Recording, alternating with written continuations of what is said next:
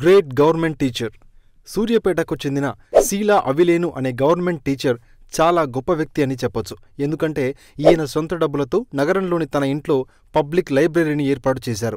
ఈ గ్రంథాలయంలో దాదాపు 50,000 పుస్తకాలు ఉన్నాయి. విద్యార్థులు, పరిశోధన పండితుల కోసం లైబ్రరీని నిత్యం ఉదయం 6 నుంచి 8 గంటల వరకు, సాయంత్రం 6 నుంచి రాత్రి 9 గంటల వరకు ఓపెన్ చేసి ఉంచుతారు. సెలవు రోజుల్లో ఉదయం 8 గంటల నుంచి సాయంత్రం 5 గంటల వరకు ఇక్కడ ఉచితంగా పుస్తకాలు చదువుకోవచ్చు. ఇక్కడ దొరికే అరుదైన రిఫరెన్స్ బుక్స్ కోసం ఉస్మానియా, కాకతీయ యూనివర్సిటీల నుంచి విద్యార్థులు వస్తుండడం గమనార్హం. శీలా అవిలేనుకు 1999లో గవర్నమెంట్ టీచర్ జాబ్ వచ్చింది.